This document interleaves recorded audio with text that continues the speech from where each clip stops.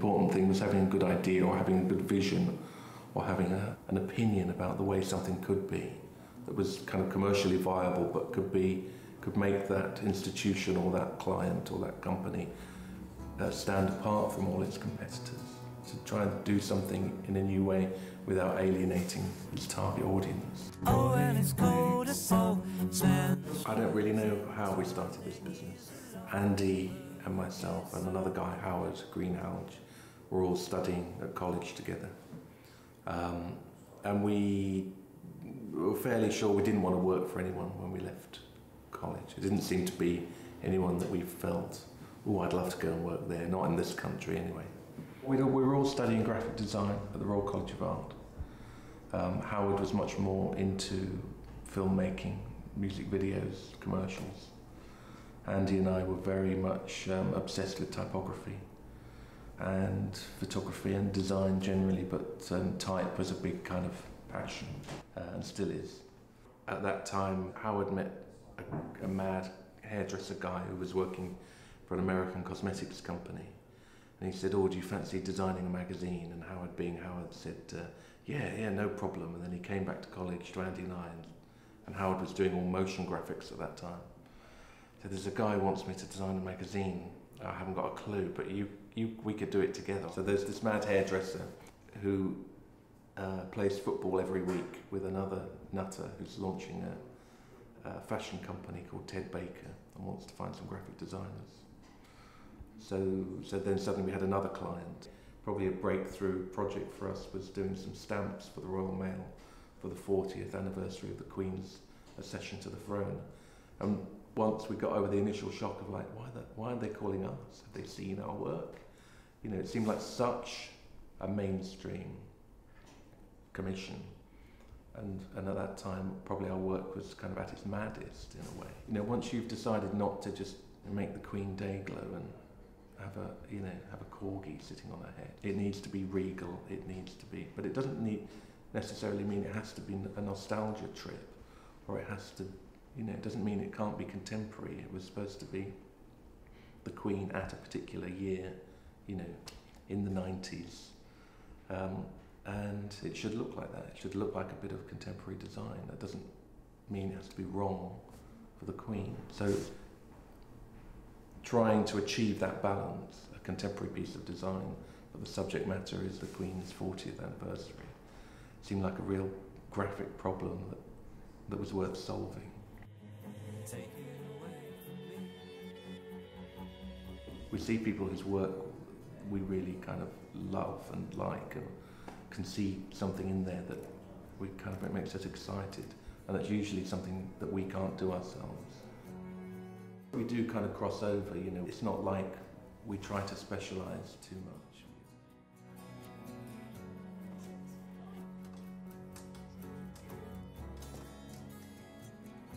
This was a brief from the ad agency BBH for Audi, the new Q3 model that they were launching, and it was briefed as a set of bumper or idents sponsorship bumpers that sit in tail end and front end of programmes before the adverts.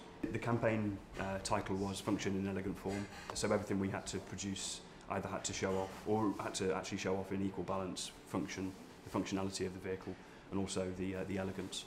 And so we proposed a typographic route for that. The next stage, after having drawn everything, next stage would be to black them out and scan them. In sponsorship bumpers rather than full-length adverts, they're quite quick, which is part of their charm, I think. Me and Clayton would sit down and look for the right lock-up to appear on the final frames just before the car appears.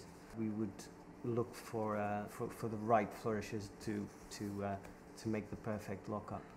We gave our 3D artist the typography, and that was digitised and given to him so that he could animate that in After Effects.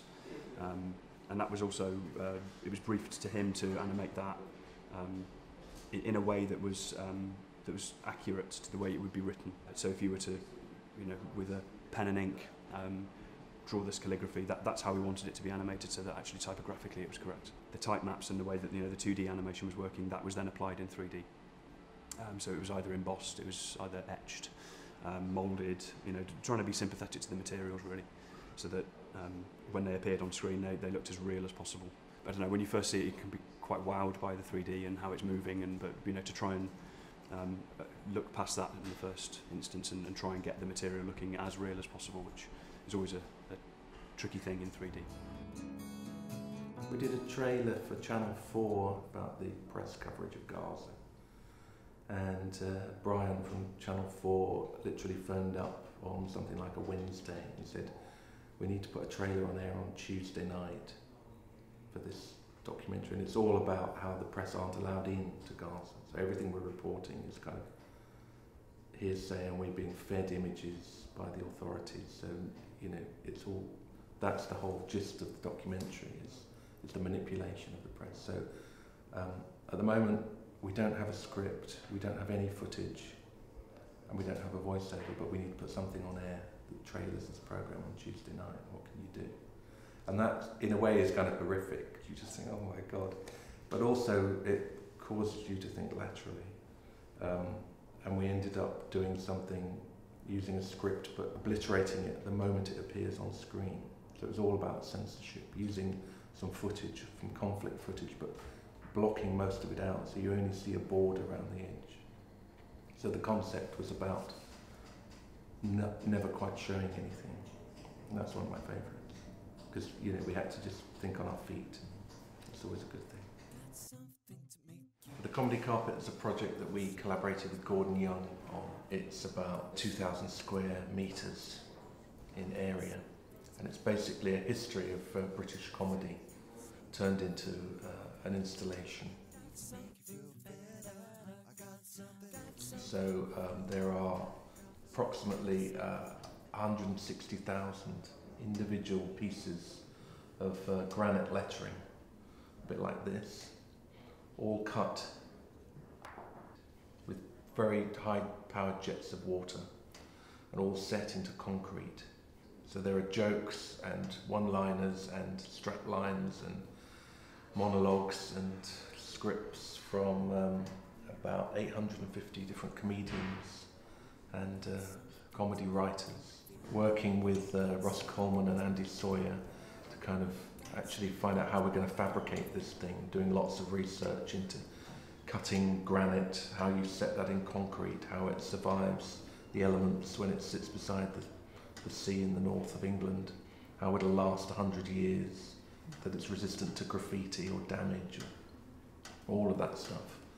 But at the same time, having a kind of an inspiration point, which was kind of classic music hall poster and the vernacular typography. From a design point of view, we started doing lots of research. The initial brief from Blackpool was that they wanted some site-specific work that was kind of true to the heritage of Blackpool. And it was Gordon's idea, having done some research, that Blackpool really is the kind of the spiritual home of British comedy. It was the right place. If you were going to do this anywhere in the world, Blackpool was the place you should do it. There's just so much fantastic material out there to produce a kind of an artwork that would engage people in the way it does. Just, you know, for Gordon felt like an opportunity of a lifetime, really, and for us also as great fans of comedy, it was a job of a lifetime. It's quite nice when people notice stuff, so it's particularly nice if people really hate things. And we did a bit of work with Gordon Young once, which caused a lot of upset. It was basically putting an old curse around a great big boulder in Carlisle, which is called the Cursing Stone. That's the name we gave it with Gordon. It was basically a curse that the head of the English church put on everybody who lived in that area, because they were all bandits who lived on the borders, and if you were crossing between England and Scotland, these people would kind of attack you and rob you. So this dreadful curse was put on all the people in that area, and they were called the Reaver people. And if you meet anyone, say, whose surname is Armstrong, so Neil Armstrong, the first man on the moon, he's from that area, that families who have this curse on them. So obviously the curse didn't work. Anyway, as a historical piece, as a piece of typography, we wrapped this huge great boulder in the words of this curse. But it coincided with foot and mouth arriving. So this cursing stone got blamed up there for foot and mouth disease. And all kinds of vicars and priests started claiming it was going to be a shrine for devil worship. And then round about the same time, the football team started doing really badly and got relegated. And so the cursing stone got blamed for that. And that was just fabulous, really. It's just, it's lovely when people love your work, but it's also really fab when they really, really hate it, because at least they've noticed it. The worst thing is when people don't even notice.